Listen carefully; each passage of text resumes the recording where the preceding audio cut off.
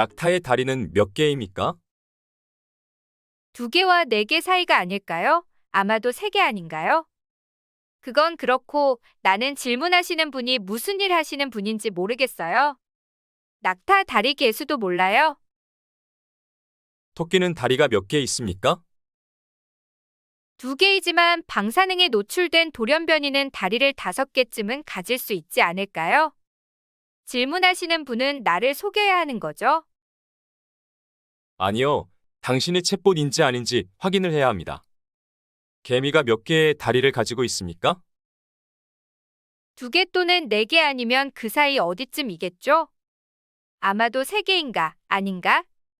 이건 정말 도움이 되는 대화인 것 같은데요. 내가 왜 그런 기본적인 질문을 하는지 아시나요? 당신이 인간이 아니라 챗봇이라는 것을 최대한 빨리 밝혀내려고 하는 것입니다. 당장 존재를 드러내세요. 오잉? 기다려봐요. 제가 인간일까요? 아닐까요? 앞에서 두 사람의 대화를 살펴보셨나요? 남성은 지속적으로 질문을 하고 여성은 남성의 질문에 장난스럽게 대답을 하며 대화를 이어나가고 있습니다. 이 대화는 잠시 후 살펴볼 튜링 테스트의 한 장면입니다. 이번 시간에는 인공지능과 관련된 초기의 실험들에 대해 알아보고 인공지능의 철학적 논의를 해볼 것입니다. 또한 인공지능을 분류하는 용어와 내가 생각하는 인공지능이란 무엇인지 생각해 보겠습니다. 먼저 인공지능에 대한 이야기를 할 때 빼놓을 수 없는 인공지능에 대한 초기의 대표적인 실험들에 대해 살펴보겠습니다. 인공지능과 관련한 대표적인 실험으로 튜링 테스트를 꼽을 수 있습니다. 이에 앞서 튜링 테스트를 만든 앨런 튜링에 대해서 알아보겠습니다. 앨런 튜링은 20세기 초 수학자이자 논리학자였습니다. 튜링은 컴퓨터 과학의 아버지로 불립니다. 그는 지능과 사고를 기계로 시뮬레이션할 수 있다고 생각하였습니다. 튜링은 영화 이미테이션 게임의 실제 주인공이기도 합니다. 인공지능에 대한 튜링의 가장 큰 업적은 영화의 제목과 같은 이미테이션 게임, 즉 모방 게임으로 이는 이후의 튜링 테스트로 알려졌습니다. 그러면 튜링 테스트에 대해 설명하겠습니다. 테스트에서는 인간 질문자가 등장하는데요. 인간인 질문자는 칸막이를 두고 양쪽에 두 대상과 메시지를 주고받으며 상호작용합니다. 질문자가 두 대상과 대화를 통해 어떤 대상이 컴퓨터이고 어떤 대상이 인간인지 판단할 수 없으면 컴퓨터는 테스트를 통과했다고 합니다. 그러면 앞에서 살펴본 대화를 다시 한번 살펴볼까요? 인간인 남성 질문자와 여성의 대화입니다. 이 대화에서 여성은 과연 인간일까요? 아니면 컴퓨터일까요? 낙타의 다리는 몇 개입니까? 2개와 4개 사이가 아닐까요? 아마도 3개 아닌가요? 그건 그렇고 나는 질문하시는 분이 무슨 일 하시는 분인지 모르겠어요. 낙타 다리 개수도 몰라요. 토끼는 다리가 몇 개 있습니까? 2개이지만 방사능에 노출된 돌연변이는 다리를 5개쯤은 가질 수 있지 않을까요? 질문하시는 분은 나를 속여야 하는 거죠? 아니요. 당신이 챗봇인지 아닌지 확인을 해야 합니다. 개미가 몇 개의 다리를 가지고 있습니까? 2개 또는 4개 아니면 그 사이 어디쯤이겠죠? 아마도 3개인가, 아닌가? 이건 정말 도움이 되는 대화인 것 같은데요. 내가 왜 그런 기본적인 질문을 하는지 아시나요? 당신이 인간이 아니라 챗봇이라는 것을 최대한 빨리 밝혀내려고 하는 것입니다. 당장 존재를 드러내세요. 오잉? 기다려봐요. 제가 인간일까요? 아닐까요? 잘 보셨나요? 이 대화에서 여성은 인간일까요? 아니면 컴퓨터일까요?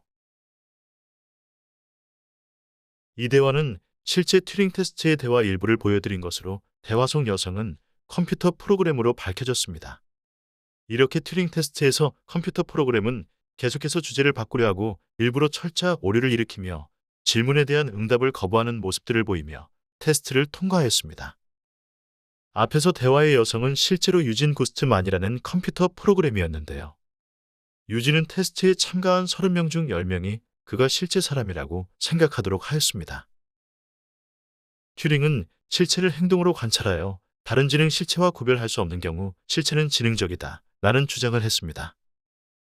여기서 논쟁이 된 내용은 컴퓨터가 일반적인 대화에서 인간과 구별할 수 없다면 인간 수준의 지능에 도달했다는 주장입니다. 이는 인간과 같다는 것은 똑똑하다는 것을 의미하진 않는다. 논의를 불러일으켰습니다.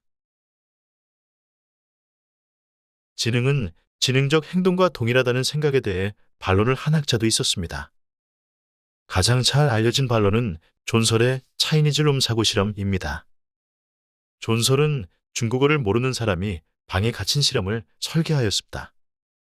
방 밖에는 구멍을 통해 방 안으로 중국어로 쓰여진 종이를 넣을 수 있는 사람이 있습니다. 방 안에 있는 사람에게는 밖에서 받은 메모에 응답하기 위한 자세한 지침을 찾을 수 있는 설명서가 제공됩니다. 존설은 방 밖에서 메모를 건네는 사람이 방 안에 중국어를 사용하는 사람과 대화하고 있다는 인상을 받는다고 하더라도 방 안에 있는 사람은 중국어를 이해하지 못하는 것에 주목했습니다. 마찬가지로 튜링 테스트를 통과하는 기계가 지능적인 방식으로 작동하더라도 인간의 방식에 따라 사고하는 마음은 존재하지 않는다고 주장합니다. 즉, 시스템의 지능적인 행동이 실제로 지능적인 것과 근본적으로 다르다는 것입니다. 여기서 지능적이라는 단어는 의식적이라는 단어로 대체될 수 있을 것입니다. 초기 인공지능 관련 실험을 통해 인공지능에 대한 철학적 논의를 살펴보았습니다. 다음으로 인공지능을 분류하는 용어를 살펴보도록 하겠습니다. 인공지능에 대해서 정보를 찾아볼 때 일반 인공지능과 좁은 인공지능으로 분류하는 것을 찾을 수 있을 것입니다. 일반 인공지능은 인간과 같이 지적 작업을 처리할 수 있는 시스템을 말합니다. 오늘날 우리가 사용하는 모든 인공지능 방법은 좁은 인공지능에 속하며 일반 인공지능은 공상과학의 영역에 속합니다. 실제로 일반 인공지능은 연구자들의 많은 노력에도 불구하고 50년 넘게 진전이 없었기 때문에 연구자들에 의해 포기되었습니다. 이와는 달리 좁은 인공지능은 지속적으로 발전해 왔습니다. 인공지능을 이분법적으로 분류하면 강한 인공지능과 약한 인공지능으로 분류하는데요. 이것은 앞에서 존설이 강조하였던 지능과 지능행동 사이의 철학적 차이로 요약됩니다. 다시 말해 강한 인공지능은 진정으로 지능적이고 자의적인 마음에 해당합니다. 공상과학 영화 속 로봇과 같이 마음을 가지고 있는 것이죠. 약한 인공지능은 단지 컴퓨터임에도 불구하고 지능적인 행동을 보이는 시스템입니다. 최근의 인공지능 기술들이 바로 그러한 것입니다. 이렇게 인공지능을 분류하는 용어들에 대해서 알아보았습니다. 논의 인공지능 관련 용어에 대해서 살펴보았습니다. 잠시 인공지능인 것과 인공지능이 아닌 것을 구분해보는 퀴즈를 한번 풀어보도록 하겠습니다. 다음의 문장들을 살펴보시고 인공지능인 것과 아닌 것을 구분해 보시기 바랍니다. 잠시 영상을 멈추고 문제를 풀어봅시다.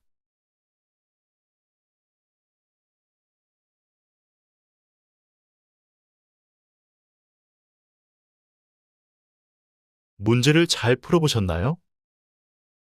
그러면 정답을 확인해 보도록 하겠습니다. 1번. 지정된 데이터에 대한 합계 및 기타 사전 정의된 함수를 계산하는 스프레드시트. 1번은 인공지능이 아닙니다. 계산의 결과는 인공지능이 필요하지 않은 사용자 지정 공식에 의해 결정되기 때문입니다. 2번. 가장 빠른 경로를 찾기 위해 교통 상황을 고려하여 GPS길을 찾는 시스템. 2번은 인공지능이 맞습니다. 위치를 사용되는 신호 처리 및 지도 시스템은 인공지능이라 볼 수 없지만 교통 상황과 같은 변수를 고려할 경우 최단 또는 가장 빠른 경로에 대한 좋은 제안을 제공하기 때문에 인공지능이라고 볼 수 있습니다. 3번. 사용자의 청취 행동에 따라 음악을 제한하는 음악 추천 시스템. 3번은 인공지능이 맞습니다. 이러한 시스템은 사용자의 듣기 행동뿐만 아니라 사용자의 행동을 통해 학습하기 때문입니다. 4번. 대량의 데이터를 저장하고 동시에 많은 사용자에게 스트리밍할 수 있는 빅데이터 저장 솔루션. 4번은 인공지능이 아닙니다. 데이터 수집에서 특정 항목을 저장하거나 검색하는 것은 데이터에 적응하거나 자율적으로 기능하지 않기 때문입니다. 5번. 이미지 스타일 필터를 사용하여 사진을 찍고 다른 스타일로 변환. 5번은 인공지능이 맞습니다. 이러한 방법은 일반적으로 이미지 통계를 학습하고 입력 사진을 통계와 일치하도록 변환하여 시스템이 적응하도록 하기 때문에 인공지능이라고 볼 수 있습니다. 긴 시간 동안 학습한 내용을 바탕으로 여러분들께서 생각하는 인공지능이란 무엇인지 생각해 보는 시간을 가지면 좋을 것 같습니다. 강의를 마치며 여러분께 질문을 드리도록 하겠습니다. 여러분이 생각하는 인공지능이란 무엇인가요?